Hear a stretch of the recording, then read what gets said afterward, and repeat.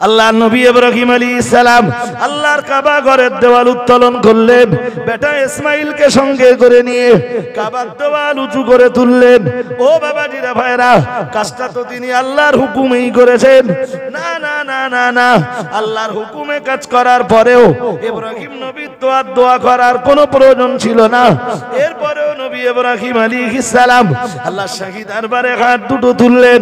আমার আল্লাহ জানিয়ে দিয়েছেন, ওয়াইদার ফাউ ইব্রাহিমুল কওয়াইদা মিনাল বাইতি ওয়া ইসমাঈল, আমার নবী ইব্রাহিম এবং তার বেটা ইসমাঈল যখন কাবার দেওয়াল উত্তোলন করলো, আল্লাহ পাক রব্বুল আলামিন বললেন, যেই না আমার কাবার দেওয়াল উত্তোলন হয়ে গেল, ওরা দুইজনা বাপ আর বেটা, আমি আল্লাহ পাক রব্বুল আলামিন আমার শাহী দরবারে হাত দুটো তুলে আবেদন জানাতে লাগলো, রব্বানা তাকাব্বাল মিন্না ইন্নাকা আনতাস সামিউল আলিম। মসজিদে দেখবেন জুমার দিনে নামাজ হয়ে গেছে, দোয়া করার মতো সময়, বলুন বলুন, দোয়া করার সময় আছে? কিছু একটা ভালো কাজ করেছেন, একটু আল্লাহর কাছে হাত তুলে দোয়া করুন যেন আল্লাহ কাজটা কবুল করে। ইব্রাহিম নবী বলছিলেন, আল্লাহ কাজটা আপনি দায়িত্ব দিয়েছিলেন, আমি তো করেছি, তো আমার কাছে তো ভুল ত্রুটি হতে পারে, আপনি কবুল করুন। এবার সুবহানাল্লাহ বলতে পারেন না? আর একটু মন খুলে বলুন। ও বাবাজিরা ভাইরা, এরপরে আবার দোয়া চাইছিলেন। সবগুলো দোয়ার ব্যাখ্যা আমি করতে পারবো না। মহান আল্লাহ জানিয়েছেন, রব্বানা ওয়াজআলনা মুসলিমাইন লাকা ওয়া মিন যুররিয়াতিনা উম্মাতাম মুসলিমাতাল লাক ওয়া আরিনা মানাসিকানা ওয়া তুব আলাইনা ইন্নাকা আনতাত তাওয়াবুর রহিম। এরপরে ইব্রাহিম নবী শেষ দোয়াটা করলেন, শেষ দোয়া। বাপ আর বেটা কাবা ঘরের দেওয়াল উঁচু করার পরে আল্লাহ পাক রব্বুল আলামিনকে ডাক দিয়ে বললেন, রব্বানা ওয়াবআথ ফীহিম রাসূলাম মিনহুম ইয়াতলু আলাইহিম আয়াতিকা ওয়া ইউআল্লিমুহুমুল কিতাবা ওয়াল হিকমাতা ওয়া ইউযাক্কিহিম ইন্নাকা আনতাল আজিজুল হাকীম। বললেন, আল্লাহ কাবা ঘরের দেওয়াল তো উঁচু করেছি, এখন সারা পৃথিবীর মানুষকে কাবার দিকে আহ্বান করার মতো এই কাবার ছায়ায় দাঁড়িয়ে পৃথিবীর মানুষকে কাবার দিকে ডাকবার মতো একটা লোক দরকার, যিনি তাম পৃথিবীর মানুষকে আপনার কাবায় এসে সাজদা দেওয়ার জন্য আর তওয়াফ করার জন্য ডাকতে পারেন। আর একটু মন করে, আল্লাহ এই জন্য একজন নবী দরকার, যে নবী দেন, যে নবী তাম পৃথিবীর মানুষকে আল্লাহর দিকে ডাকবে, কাবা এসে আল্লাহর ইবাদতের দিকে আহ্বান জানাবে, কাবা তওয়াফের জন্য ডাকবে, হজ্জের জন্য ডাকবে, উমরার জন্য ডাকবে। সুবহানাল্লাহ। আল্লাহ আমি আপনার নবী ইব্রাহিম আমার বেটা ইসমাইলকে নিয়ে দোয়া করছি, আল্লাহ এই রকম একজন নবী পাঠান, রব্বানা ওয়াবআথ ফীহিম, এদের মাঝে, মানে আমার ইসমাইলের বংশে, এই যে মন বাইরে দিলে হবে না, আমার ইসমাইলের বংশে, এদের মাঝে এই কাবা চত্বরের আশপাশেই এমন একজন নবী আল্লাহ আপনি বানান,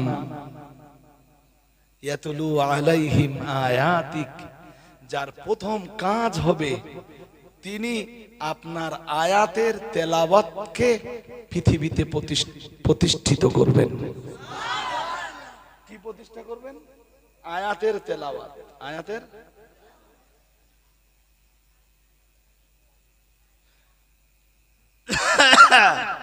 আমাদের নবী পৃথিবীতে এসে বললেন, আনা দাওয়াতু ইব্রাহিম, বাপ বেটা মিলে আমাদের নবী বিশ্বের দরবারে দাঁড়িয়ে বললেন, ও আমার সাহাবীরা মনে রাখো, আমি মুহাম্মাদুর রাসূলুল্লাহ সাল্লাল্লাহু আলাইহি ওয়াসাল্লাম, আমি আল্লাহ পাকের নবী তোমাদেরকে বলছি, আমি আল্লাহ পাকের রাসূল তোমাদেরকে বলছি, আনা দাওয়াতু ইব্রাহিম। সেদিন বাপ আর বেটা ইব্রাহিম আর ইসমাঈল আলাইহিস সালাম এই দুইজনা মিলে কাবার দেওয়াল উত্তোলনের পরে আল্লাহর কাছে দোয়া চাইতে চাইতে একটা পর্যায়ে বলেছিলেন, রব্বানা ওয়াবা'আথ ফীহিম রাসূলাম মিনহুম ইয়াতলু আলাইহিম আয়াতিক। ও রব্বুল আলামিন, আল্লাহ এই কাবা চত্বরে এমন একজন নবী আল্লাহ এদের মধ্য থেকে, তার মানে আমার ইসমাইলের বংশের ভিতর থেকে পাঠান, যে নবী পৃথিবীতে অনেকগুলো দায়িত্ব পালন করবেন। যার প্রথম দায়িত্ব হবে আপনার আয়াতের তেলাওয়াত করা, আপনার আয়াতগুলি তেলাওয়াত করে মানুষকে শোনানো এবং আপনার আয়াতের তেলাওয়াত প্রতিষ্ঠা করা। ও বাবাজিরা ভাইরা, প্রিয় নবী মুহাম্মদুর রাসূলুল্লাহ সাল্লাল্লাহু আলাইহি ওয়াসাল্লাম বিশ্ব নবী আমার পৃথিবীতে এসে বললেন, আনা দাওয়াতু ইব্রাহিম, আমি হলাম আল্লাহর নবী, আল্লাহর বন্ধু, আল্লাহর খলিল ইব্রাহিম আলাইহিস সালাম এবং তার বেটা ইসমাঈল আলাইহিস সালামের সেই দোয়ার ফসল, সেই দোয়ার ফসল হিসাবে আল্লাহ আমায় পাঠিয়েছেন। তাই আমার প্রথম কাজ, আল্লাহ আমাকে কোরআন দিয়েছেন, কোরআনের তেলাওয়াত করে মানুষকে শোনানো এবং যারা শুনবে কোরআনের তেলাওয়াত তাদেরকে শিখিয়ে দেওয়া। আর একটু মন খুলে বলো না কেন, বুঝতে অসুবিধা হচ্ছে? হ্যাঁ, এই জন্য এই ছেলেরা আমি জানলাম এসে যে এখানকার বেশ কিছু ছেলে আমারে খুব ভালোবাসে ভাই। আসলে বিশ্বাস করুন, আপনাদের ডায়মন্ড, এদিকে ডায়মন্ড থানা তো আলাদা নাকি, ফলতা আলাদা থানা, এদিকে উস্তি, তাই তো, ওদিকে মন্দির বাজার, ওদিকে ঢলাহাট, ওদিকে কুলপি, তাই তো নাকি, তো না পাকা দিতে হবে না, কুলপি, তো অনেকগুলো থানা আছেন সাউথ 24, কম বেশ ওদিকে কাকদ্বীপ বলি, নামখানা বলি, টোটাল আপনাদের দক্ষিণ 24 পরগনা থেকে আমারে দাউদ করার জন্য প্রচুর দামাতে যায়। এই যে জলসাটা সেরে আসলুম, ওরা বললে হুজুর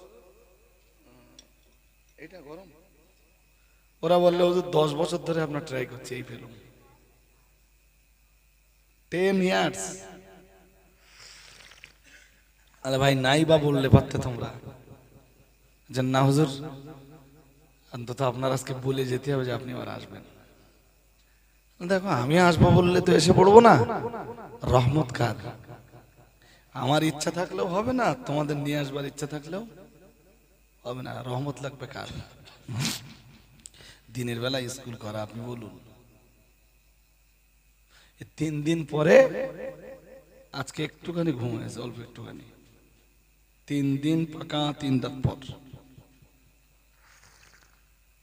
এমনি সুস্থ আছি, দেহ সুস্থ আছে, মন ভালো আছে, কিন্তু পরিশ্রম তো হয়। আর মানুষের কাছে যেটুকু পারি ভাই, দিনের এমন কিছু কথা বলি যেগুলো মানব জীবনে প্রতিফলিত হবে ইনশাআল্লাহ। সবাই একটু ইনশাআল্লাহ বলুন। আপনাদেরকে বলছি, বাচ্চাদের জন্য কোরআন শিক্ষার জায়গা করে দেন। এখানে আছে মাদ্রাসা? কোথায় আছে? পড়ায় কি? হিফজ।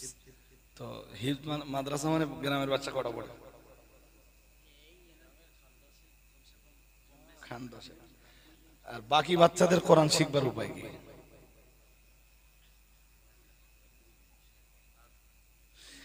গ্রামের কোন পরিবারের একটা বাচ্চাও কোরআনের তেলাওয়াতের তালিম থেকে দূরে থাকবে না, এটা আপনার মাথায় নিতে হবে।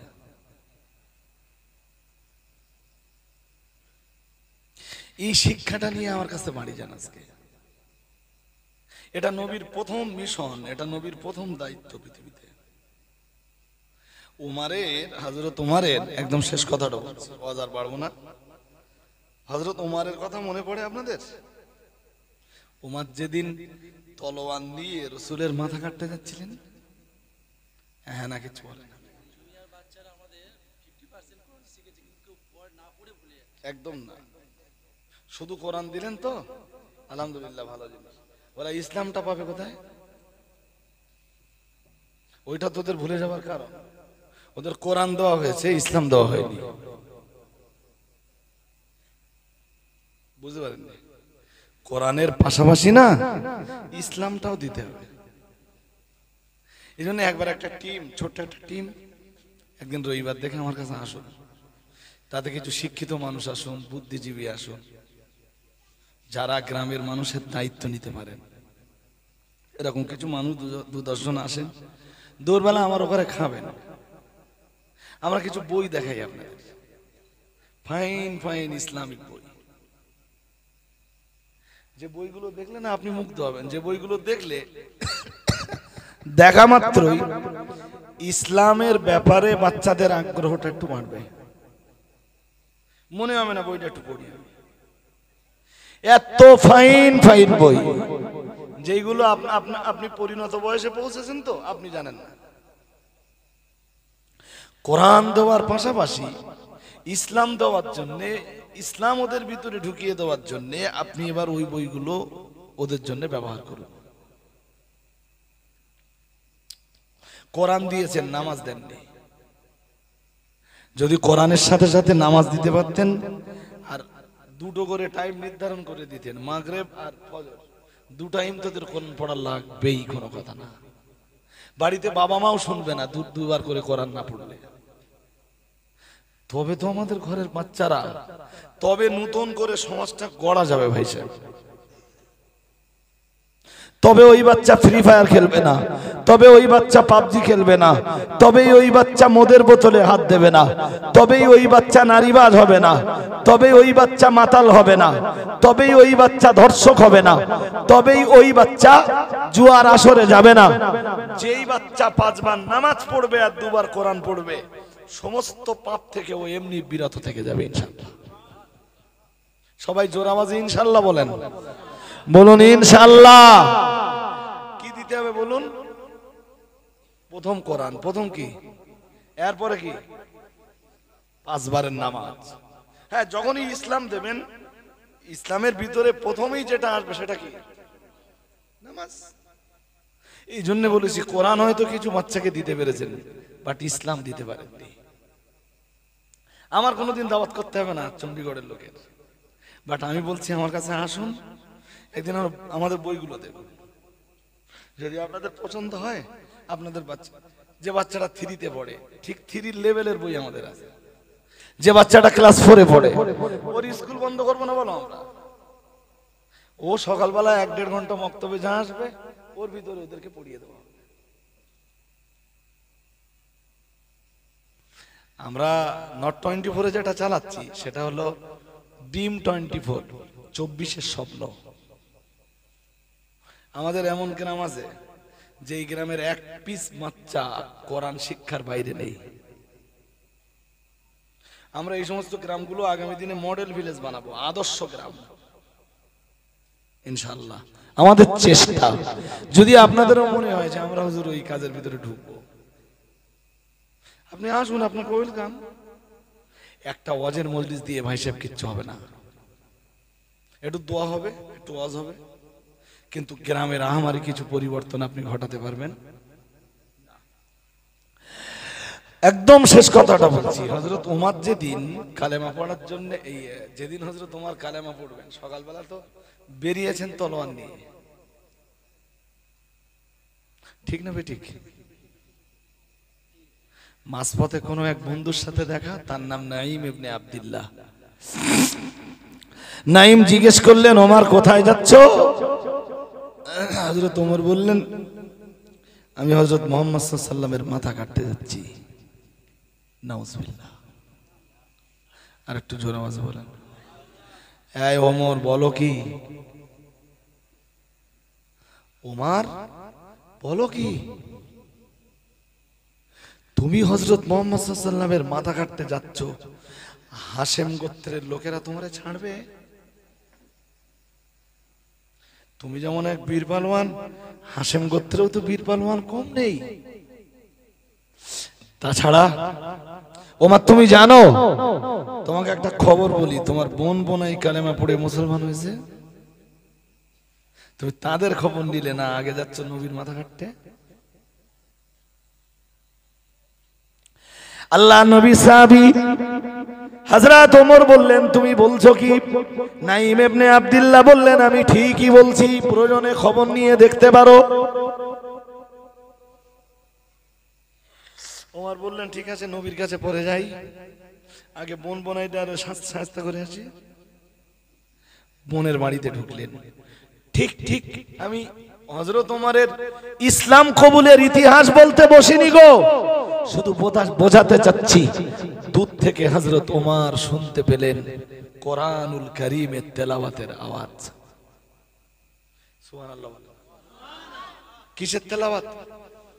কোন ঘরের ভিতর থেকে আসছে? বোন আর বোনাইয়ের ঘরের ভিতর থেকে কেউ একজন কোরআন পড়ছে, হযরত ওমরের কানে আওয়াজ পৌঁছাচ্ছে। ওমর এই কোরআন শুনতে শুনতে শুনতে শুনতে ঘরের দরজায় গেলেন, যে আওয়াজ দিলেন বাইরে দিয়ে, কে? বাইরে থেকে ওমরের কণ্ঠের আওয়াজ, আমি ওমর। আমি বলুন বলুন, আমি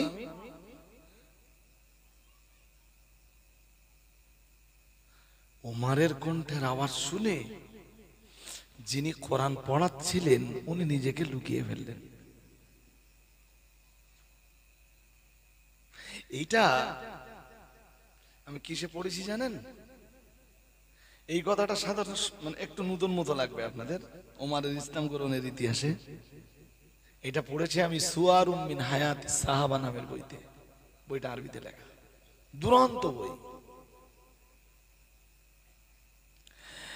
আল্লাহ নবী সাহাবী হযরত আল্লাহর হাবিবের সাহাবী হযরত ওমর যখন বোনের বাড়ির দিকে এগিয়ে চলেছেন, কোরআনুল কারীমের আওয়াজ তার কানে ভেসে আসছে।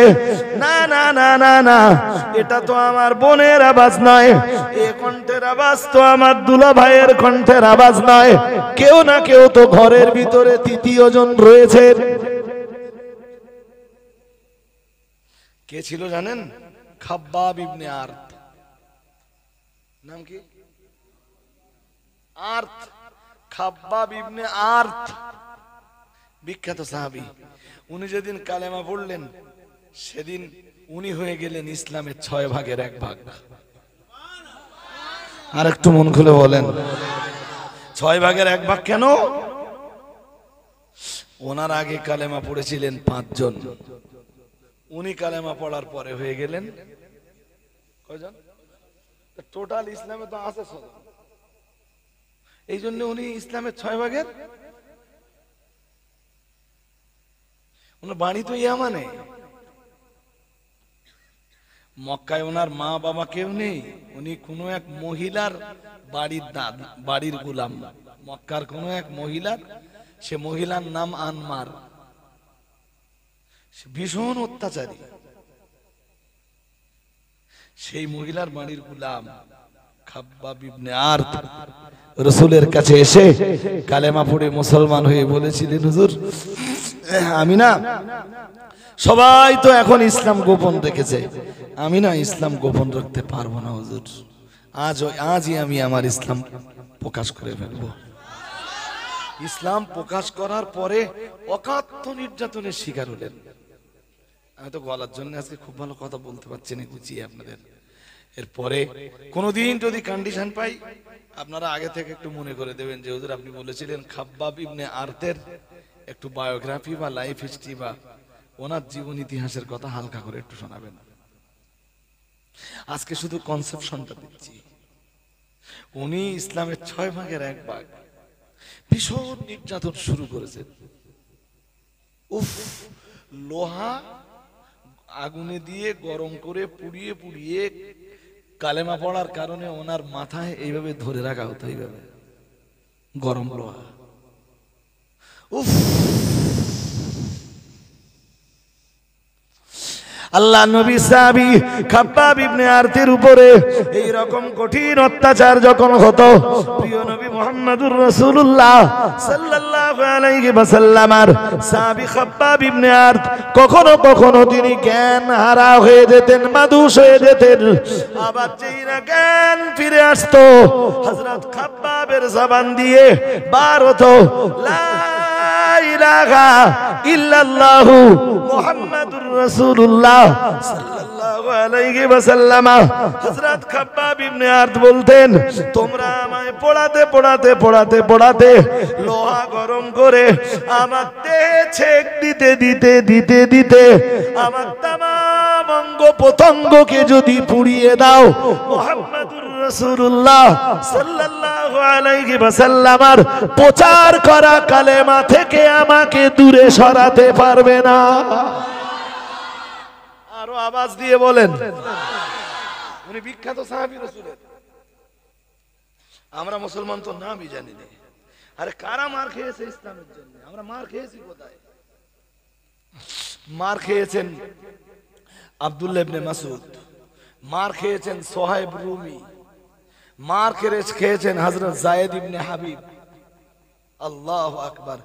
মার খেয়েছেন খাব্বাব ইবনে আরত, মার খেয়েছেন আব্দুল্লাহ ইবনে হযরত আব্দুল্লাহ ইবনে তারিক, মার খেয়েছেন যায়েদ ইবনে দিসানা, মার খেয়েছেন আসিম ইবনে সাবিত, মার খেয়েছেন আদি ইবনে মার খেয়েছেন হযরত খুবাইব ইবনে আদি, কষ্ট করেছেন হযরত মুসাইব ইবনে উমাইর, কষ্ট করেছেন রাসূলের চাচা হযরত আমিরে হামজা, হযরত মার খেয়েছেন, কষ্ট করেছেন হযরত আনাস ইবনে মালিকের ভাই বারা ইবনে আনাস। উফ, আমি মনে হয় গত রাত্রে না কবে, ও আজকে হায়দ্রাবাদের এয়ারপোর্টে বসে বসে বিমানের একটু তখন বাকি আছে, তাই বলি ঘুম তো হবে না, তো একটু মোবাইলে কেতাব পড়ি, তাই কেতাব পড়ছিল বারা ইবনে আনাসের ইতিহাস। উফ, কি কষ্ট জীবনে করেছেন ইসলামের জন্য। কষ্ট করে ইসলাম পেলে, এই ছেলে কথা শোন, কষ্ট করে ইসলাম পেলে আমরা গান শুনতাম না, কষ্ট করে ইসলাম পেলে আমরা মোবাইল নিয়ে আড্ডা দিতাম না। ইসলাম তো পেতে কষ্ট হয়। কষ্ট করে ইসলাম পেলে মুসলমানের বাচ্চা মদের বোতল কখনো হাতে তুলতো না। হাজরিনে মাজলিস, ওমর যখন বনবনায়ের বাড়ি খাব্বাব ইবনে আরত রাদিয়াল্লাহু তাআলা আনহু তখন কোরআন পড়াচ্ছেন দুজনকে। আর খাব্বাব ইবনে আরত ভালোই জানেন ওমর কে, কে ওমর ভালোই জানেন। যেই ওমরের আওয়াজ পেয়েছেন খাব্বাব আগেই নিজেকে লুকিয়ে ফেলেছেন, ঘরের এক গোপন জায়গায় লুকিয়ে পড়েছেন। ওমর যে বলছে তোমরা কি পড়ছিলে না, কি পড়ছিল জানেন? আর লম্বা করা যাবে না ভাই। বিসমিল্লাহির রহমানির রহিম।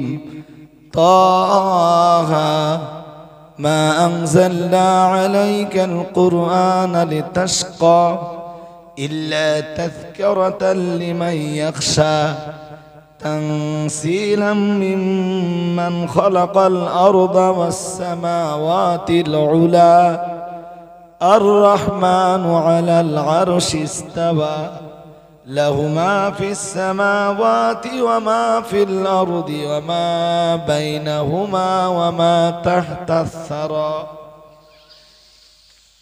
وإن تجهر بالقول فإنه يعلم السر وأخفى الله لا إله إلا هو له الأسماء الحسنى وهل أتاك حديث موسى إذ رأى نارا فقال لأهلهم كثوا إني آنست نارا لعلي آتيكم منها بقبس أو أجد على النار هدى فلما أتاها نودي يا موسى إني أنا ربك فاخلع عليك إنك ইন্নাকা বিল ওয়াদিল মুকদ্দাসি তুয়া ওয়া আনা اخতারতুকা ফাসতামি' লিমা ইউহা ইন্নানি আনাল্লাহ।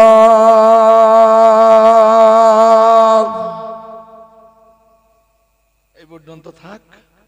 সাদাকাল্লাহুল মাওলানাল আযীম। এই সূরাটা তেলাওয়াত চলছে তখন। ওমর বললেন কি হচ্ছিল? ওমরের বোন বললেন এই তো আমরা একটু মুহাম্মদ সাল্লাল্লাহু আলাইহি ওয়াসাল্লামের ধর্ম নিয়ে আলাপ আলোচনায় ছিলাম, শিক্ষা দীক্ষার ভিতরে ছিলাম। ডাইরেক্ট বললেন না যে আমরা কোরআন পড়ছিলাম। ওমর খেপে গেল বোনাইয়ের উপরে। বোনের মারার চেয়ে আগে বোনের মারা ভালো। বোন বেশি রক্তের,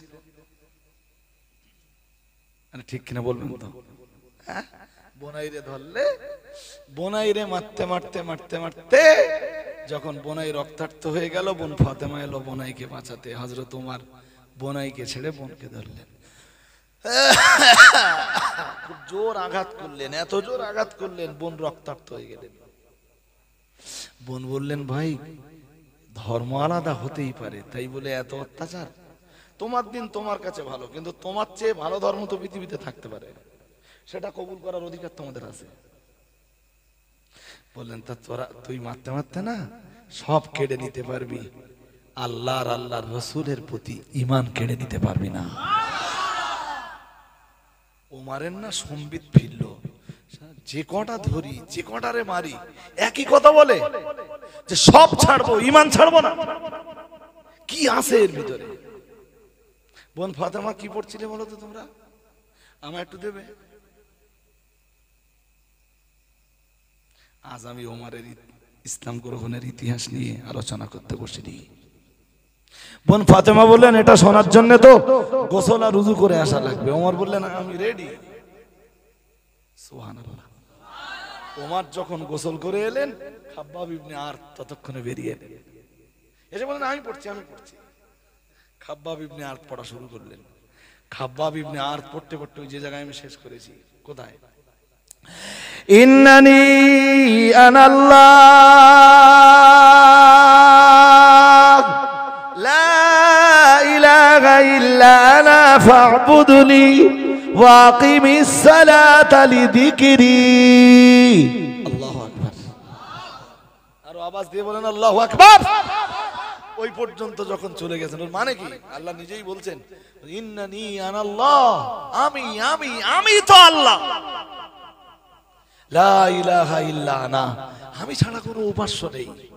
ফা'বুদনি, সাজদা আমাকে করো, সালাত আমার জন্য কায়েম করো, নামাজ আমার জন্য পড়ো, ওয়া আকিমিস সালাতা লিযিকরি, আমার ইবাদত করো আর আমার জিকিরের জন্য তুমি সালাত প্রতিষ্ঠা করো। এই পর্যন্ত যখন গেলেন, হযরত ওমর বললেন আমার নবী কোথায়? আমার নবীর কাছে যে কালেমা পড়ে মুসলমান হয়ে যাব। এই যে ঘরের ভিতরে খাব্বাব ইবনে আরত হযরত ওমরের বোন বোনাইকে কি শেখাচ্ছে? জোর করে বলতে হবে, হ্যাঁ? ব্যাস এইটুকু রিকোয়েস্ট আমার, সবাই কোরআন শিখুন, সবাইকে কোরআন শেখান। যে বলবে আমি মুসলিম, ওর কোরআন জানা লাগবে। তারপরে কোরআন জানার পরে আদর্শ কি করে কায়েম হবে? পরে আমার দাউদ যদি কখনো করেন, দেখবেন যে নবীন আদর্শ কেমনে প্রতিষ্ঠিত হবে, সেটা এসে পরের বার বলবো। আগে প্রথম কাজটা ত্রুটি বিচ্যুতি ক্ষমা করুন, উঠে দাঁড়ান, একটু সালাম পড়ি। আমরা যে আপনার দিওয়ানা, আপনি যে মোদের ঠিকানা, কবে যাব আবার মদিনা, পাঠালাম সালামের নজরানা ইয়া নবী।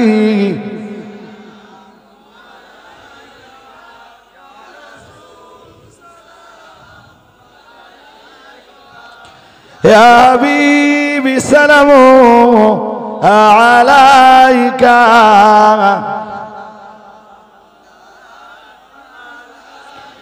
লো সালাম প্রাণের পয়গম্বর আমাদের কাদা ওনার লড়কে জীবা নেশাবার দেখিব রোজা আপনার নবী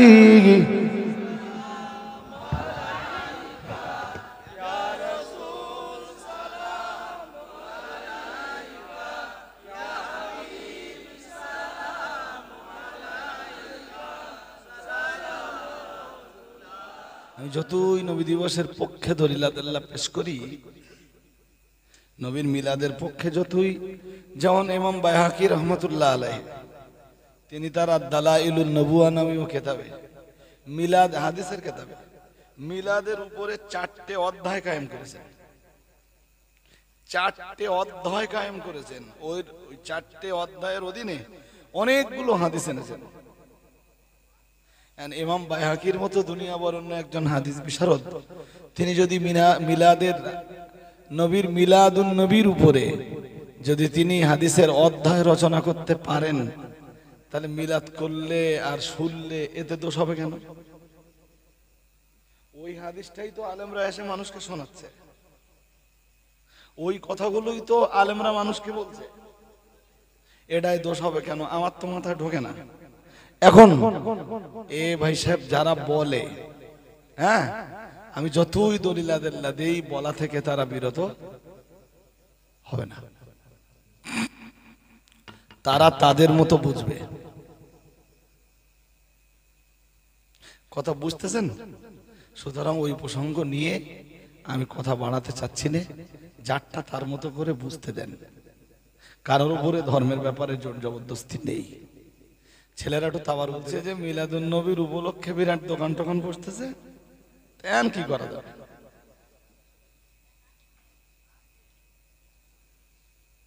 উত্তর বলছি, কোরআন হাদিসে কি উত্তর পাবো সেটা আপন জায়গায় থাক। একটা সহজ যুক্তির কথা বলি আপনাদের। এই আঙুল হারা যদি হয়, আঙুল হারা বোঝেন? বোঝেন? ডাক্তার টাক্তার দেখিয়ে সারতে না, তখন কি করতে হয়? কেটে বাদ দিতে। আঙুল না গলা? সবাই শুনছেন? ছেলেরা শুনছো? আঙুল হারা হলে আঙুল কেটে বাদ দেয় না গলা কেটে বাদ দেয়? তো যেটা বাদ দেওয়া দরকার সেইটা বাদ দেন, সমস্যা মিটিয়ে গেল।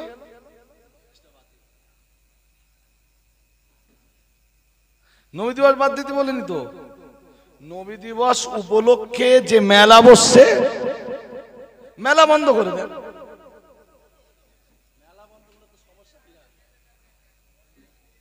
বুঝতে পারেননি? ইসলামিক জলসাগুলোর ঐতিহ্য আর থাকবে না। জলসাগুলোকে বিশাল বিশাল মেলা হচ্ছে না। আমি গতবারে বোধহয় এসেছিলাম আপনাদের এই ওপারটায়, একটা জলসা এসছি, তা ভাই গাড়ি ঢোকানো যাচ্ছে না। সে গ্রামের নাম বললে আপনারা বুঝতে পারেন, আমি বলতেছি না। গাড়ি ঢোকাতে পারছি না আমি। মজলিসে উঠে দেখি লোক নেই।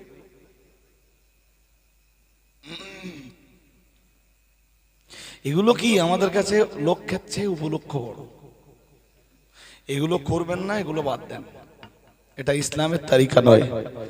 শেষ কথা বলবো, আপনারা সূরা ফাতিহা, সূরা ইখলাস, দরুদ শরীফ পড়ুন, আমি দোয়া করব। তো আউযু বিল্লাহি মিনাশ শাইতানির রাজিম, বিসমিল্লাহ।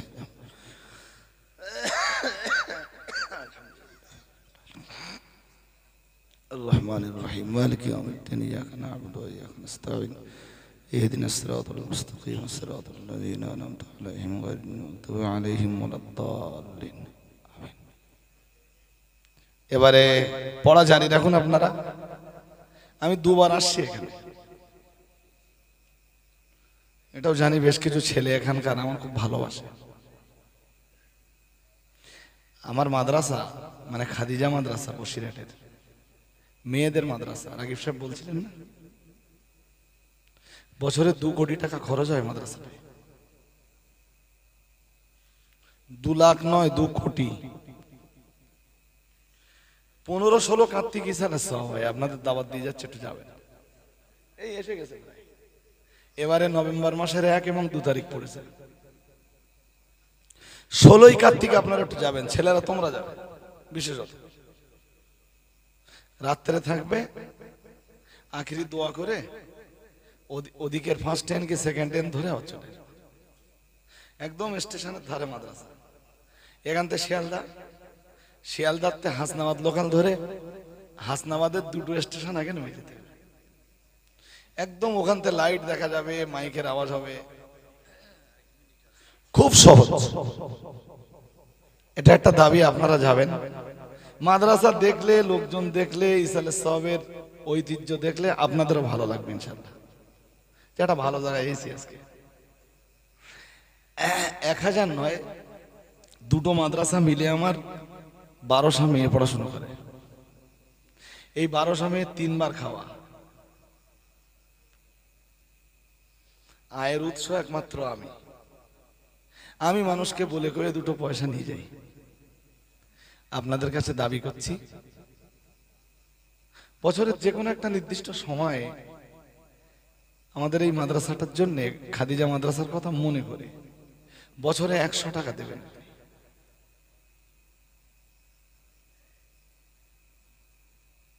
আপনার কষ্ট হবে না 100 টাকা দিতে,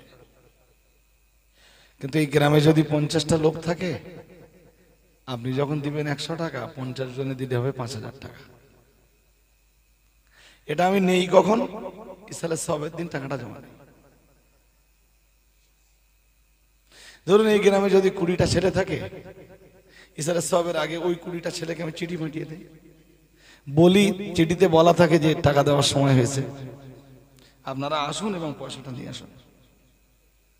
এখানকার 4-5টা ছেলে মিলে ওই 20 জনের কাছ থেকে পয়সাটা তুলে নিয়ে ইসালের সবের দিন চেয়ে জমা দিল।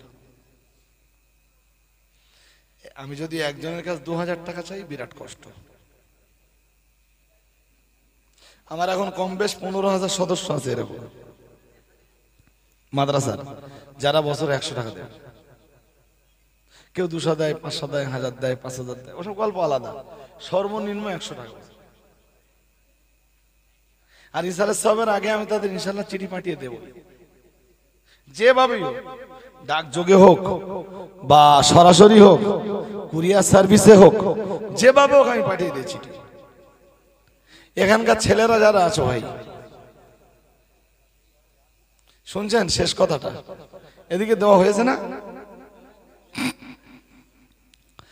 এখানে যারা আপনারা আছেন, একটা সদস্য যদি আপনারা হন, আমি দুবার আসছি তো এই জন্য আবেদন করছি, এবার যদি আপনারা একটা সদস্য হন, মাদ্রাসার সাথেও একটু জড়িয়ে থাকলেন, আর আপনাদের সুখে দুঃখে আপনারা যখন আমাকে ডাকলেন, আমিও স্বতঃস্ফূর্ত মনে এলাম।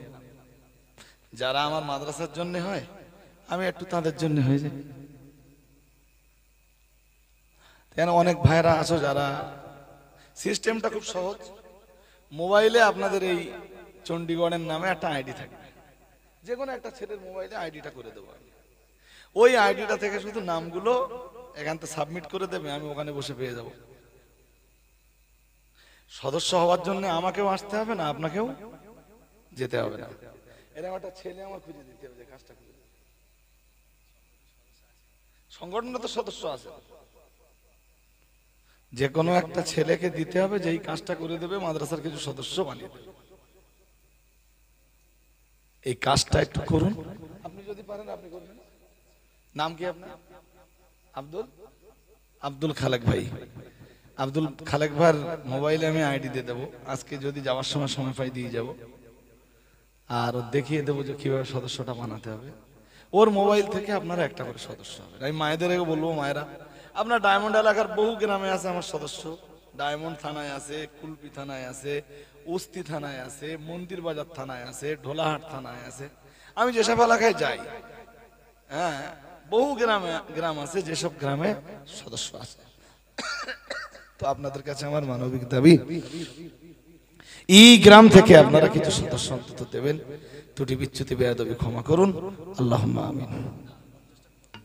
আলহামদুলিল্লাহি রাব্বিল আলামিন, ওয়াসসালাতু ওয়াসসালামু আলা রাসূলিল কারীম।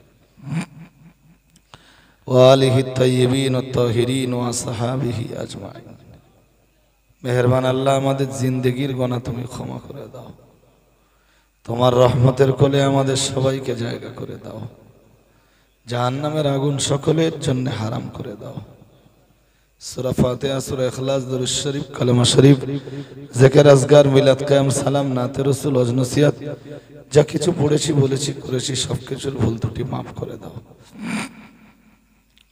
বিনিময়ে কিছু সওয়াব দেওয়ার মর্জি যদি তোমায় হয়, রাহমাতুল লিল আলামিনের রূহে পৌঁছে দাও। तमाम साहबाए किराम, तबा ताबईन, खुलाफाए राशिदीन, আশরায়ে মুবাশশারা, জান্নাতুল বাকি, জান্নাতুল মুআল্লায় যারা শুয়ে আছেন সকলের রূহে পৌঁছে দাও। 49 খতম কোরআন তেলাওয়াত হয়েছে আল্লাহ, তোমার হাবিবের রূহে পৌঁছে দিয়ে तमाम দুনিয়ার ইমানদার নারী পুরুষের রূহে সওয়াব পৌঁছে দাও। तमाम अंबिया, औलिया, असफिया, नजीब, नकीब, शुहदा, मुफस्सिरीन, मुहद्दिसीन, मुसन्निफीन, मुबल्लिगीन, फुकाहा, उलमा, हुफ्फाज, हुज्जाज तमाम दुनियार माटिर नीचे যারা শুয়ে আছেন সকলের রূহে সওয়াব পৌঁছে দাও। ফুরফুরা শরীফের মুজাদ্দিদুজ জামান দাদা হুজুর কিবলা রাহমাতুল্লাহ আলাইহির রূহে পৌঁছে দাও। দাদা পীরের আলা আওলাদ, দাদা পীরের খলিফা, মুরিদিন, মুহিব্বিন, মুতাকিদিনদের রূহে সওয়াব পৌঁছে দাও। খাস করে তার প্রধান খলিফা বসিরহাটের বড় মাওলানা সাহেবের রূহে পৌঁছে দাও। বড় মাওলানা সাহেবের রুহানি নেক দোয়া আমাদের নসিবে তুমি কবুল করে নাও আল্লাহ। খাস করে तमाम চণ্ডীগড়ের মাটিতে যত মুমিন, মুমিনা, মুসলিম, মুসলিমা শুয়ে আছেন সকলের রূহে পৌঁছে দাও। এক বিন্দু ঈমান নিয়ে যারা কবরে গেছে আল্লাহ তাদের কবরগুলো তুমি নূরে মুনাফফার করে দাও। জাহান্নামের আগুন তাদের সকলের জন্য হারাম করে দাও। কোরআনের আলো দিয়ে তাদের কবরগুলোকে তুমি আলোকিত করে দাও। আমাদের সকলকে তোমার রহমতের হকদার বানিয়ে দাও আল্লাহ। আমরা যারা হাত উঠিয়েছি, আমাদের কারো বা আব্বা কবরে, আম্মা কবরে, ভাই কবরে, বোন কবরে, বেটা বেটি, দাদা দাদি কবরে, আল্লাহ এর মোকাম্মল সওয়াব তুমি তাদের সকলের রূহে পৌঁছে দাও। তাদের কবরগুলো তুমি জান্নাতের বাগান বানিয়ে দাও আল্লাহ। তোমার রহমতের হকদার তাদেরকে বানিয়ে দাও আল্লাহ। আজকের এই মজলিসকে তুমি এই গ্রামের জিন্দা মুর্দা সকলের জন্য মঞ্জুর করে নাও আল্লাহ। তোমার নবী সিরাতে শানের এই মজলিসের বিরোধিতা যারা করেন তাদেরকে তুমি সুমতি, সুবুদ্ধি নসিব করে দাও আল্লাহ। আমরা যারা এই মজলিসের ইন্তজাম করেছি, এই মজলিসকে আমাদের জন্যও তুমি নাজাতের কারণ বানিয়ে দাও আল্লাহ। এই গ্রামে যারা অসুস্থ সবাইকে তুমি সুস্থ করে দাও। যারা বিপদগ্রস্ত তাদের সবাইকে তুমি বিপদ মুক্তি দান করো আল্লাহ। আল্লাহ যারা যেসব ছেলেরা মিলে এই মজলিসের ইন্তজাম করেছেন, হেদায়েতে কামেলা কুল্লিয়া তাদের নসিবে তুমি কবুল করে নাও আল্লাহ। যে সন্তানগুলি তুমি আমাদের দিয়েছো, এই সন্তানগুলি আমাদের চোখের শীতলতায় পরিণত করে দাও আল্লাহ। এই সন্তানগুলো তোমার দ্বীনের জন্য তুমি কবুল করে নাও। রব্বিরহামহুমা কামা রাব্বায়ানি সগীরা, রব্বিরহামহুমা কামা রাব্বায়ানি সগীরা বিরহমাতিকা ইয়া আরহামার রাহিমিন বিহাক্কি লা ইলাহা ইল্লাল্লাহ মুহাম্মাদুর রাসূলুল্লাহ।